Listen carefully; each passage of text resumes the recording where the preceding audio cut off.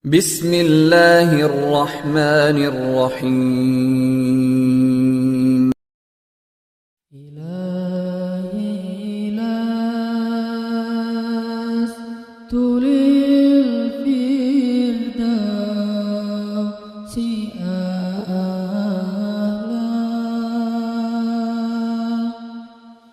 wala aqwa ala naril jahim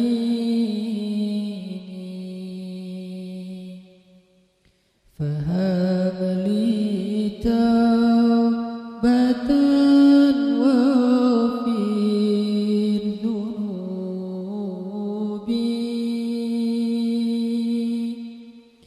fa innaka ghafirudz dzambil azim.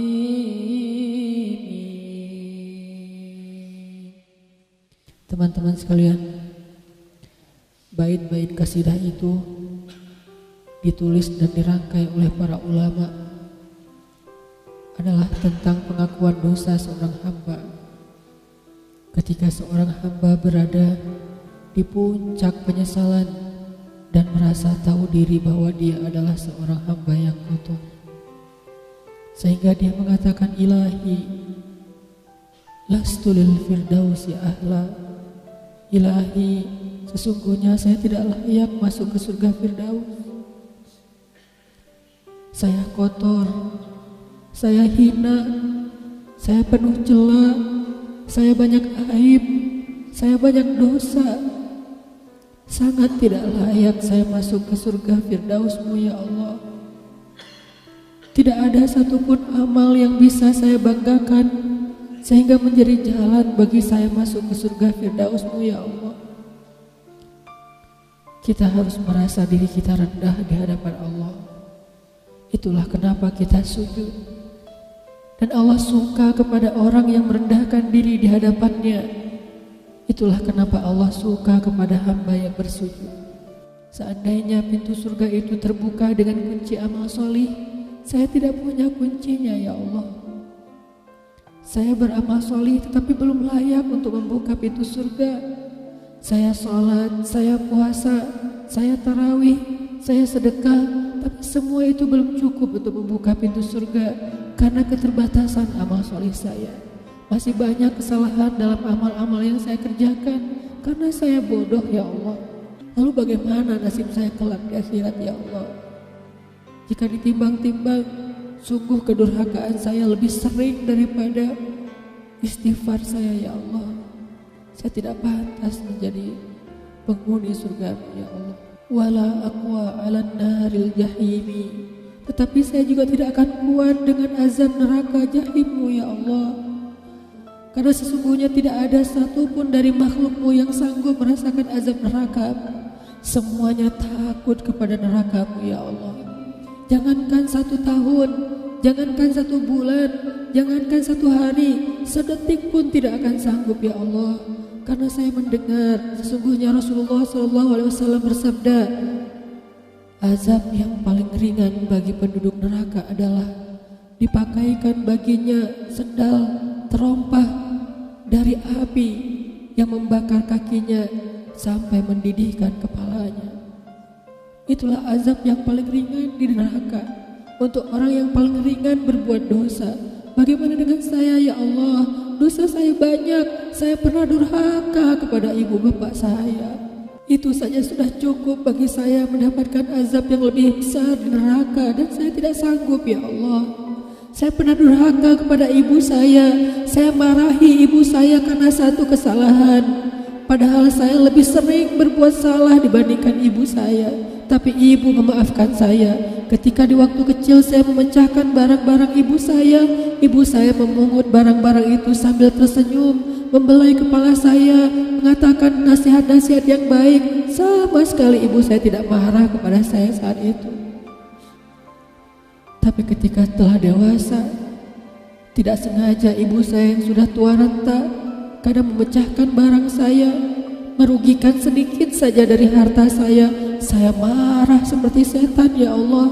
Saya bentak ibu saya ya Allah. Bahkan kadang membuat ibu saya terluka, kaget, takut. Pantaskah seorang ibu merasa takut terhadap anak yang dia kandung 9 bulan, yang dia lahirkan dengan taruhan nyawa, yang dia susui dengan darah dagingnya, yang dia didik, dia jaga, yang dia berjaga di malam hari tidak tertidur demi untuk menjaga anaknya dari seekor gigitan nyamuk. Pantaskah ibu merasa takut terhadap anaknya sendiri? Cukup satu dosa besar saja durhaka kepada ibu membuat saya pantas masuk api neraka. Belum lagi dosa saya kepada ayah. Ketika saya berdebat habis-habisan di hadapan ayah saya, hanya ketika ayah saya menasihati saya dengan satu nasihat sederhana, saya debat dia, seolah-olah wawasan saya lebih banyak, ilmu saya lebih banyak, pergaulan saya lebih luas, pendidikan saya lebih tinggi. Padahal semua itu saya dapatkan hasil dari perjuangan dan pengorbanannya.